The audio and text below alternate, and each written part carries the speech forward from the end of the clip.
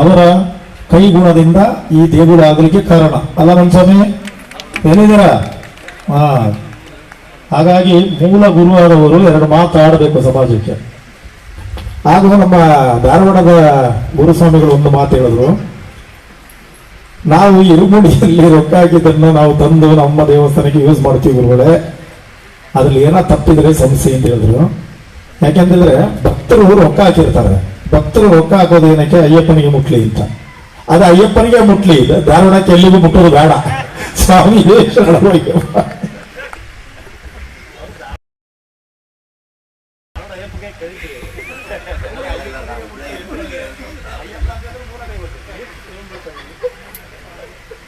ಸ್ವಾಮಿ ಶರಣಯ್ಯಪ್ಪ, ಸ್ವಾಮಿ ಶರಣಂ.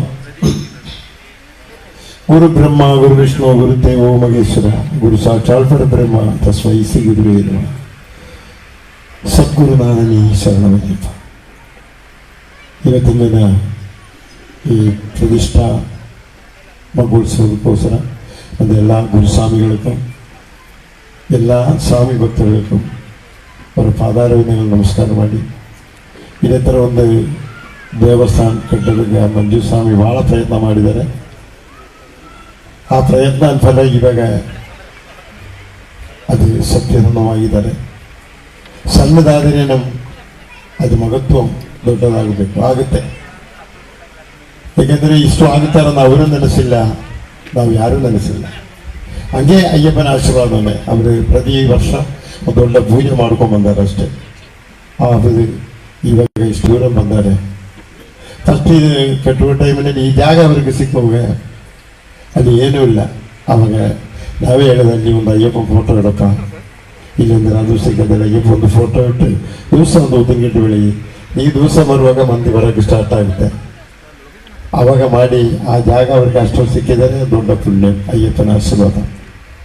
ಮುಂದಕ್ಕೆ ಎಲ್ಲರದು ಸಹಾಯ ಸಹಕಾರನಲ್ಲಿದ್ದು ಇಷ್ಟು ದೂರ ಒಂದು ಗುಡಿ ಕಟ್ಟಿದ್ದಾರೆ. ಅದು ನೀವು ಪೂಜಾ ಪುರಸ್ಕಾರ ಕರೆಕ್ಟಾಗಿ ಮಾಡಿಕೊಂಡು ಹೋದರೆ, ಸತ್ಯಸಂಧವಾಗಿ ಮಾಡಿಕೊಂಡು ಹೋದರೆ ಖಂಡಿತ ಅದು ಉಳಿತಾರೆ. ನಾವು ಅಯ್ಯಪ್ಪನ ಪೂಜೆ ಮಾಡುವಾಗ ಯಾರದು ಏನು ಆಶಯ ಮಾಡಬಾರ್ದು. ಅವ್ರ ತಾಟೊಳಗೆ ಏನಾಗ್ತಾರೆ, ಇಲ್ಲ ಅವ್ರು ಏನು ಕೊಡ್ತಾರೆ ಅದಲ್ಲ. ನಮ್ಮ ಭಕ್ತಿನಲ್ಲಿ ಭಕ್ತರಿಗೋಸ್ಕರ ಪ್ರಾರ್ಥನೆ ಮಾಡಬೇಕು. ಇಲ್ಲ ನಮಗೆ ಏನು ಬರ್ತಾರಪ್ಪ ಗುಡಿ ಹೆಂಗೆ ಬೆಳಿಗ್ಗೆ ಅದು ಆಟೋಮೆಟಿಕ್ಕಾಗಿ ಬೆಳೆಸ್ತಾರೆ.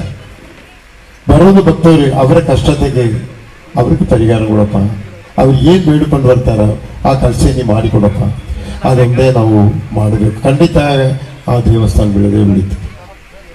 ಅದೆಲ್ಲ ಅಯ್ಯಪ್ಪ ಸ್ವಾಮಿ ಭಕ್ತರು ಈಗ ಇವರೆಲ್ಲ ಪ್ರತಿದಿನ ಬಂದು ಅವ್ರಿಗೆ ನಮಸ್ಕಾರ ಮಾಡಿ ಹೋಗ್ರಿ. ನಿಮ್ಮ ಕಷ್ಟತೆಗೆಲ್ಲ ಮತ್ತು ಅವರ ಪಡಿ ಪೂಜೆ ಮಾಡುತ್ತೆ. ಆ ಪಡಿ ಪೂಜೆ ಸಮಯದಲ್ಲಿ ನಿಮ್ಮ ಮನಸ್ಸೊಳಗೆ ಏನಾದರೂ ಬೇಡಿಕೊಳ್ಳ್ರಿ, ಖಂಡಿತ ಒಂದು ವರ್ಷ ಒಳಗೆ ಅಯ್ಯಪ್ಪ ಸ್ವಾಮಿನಿಗೆ ಫಲ ಕೊಡ್ತಾರೆ.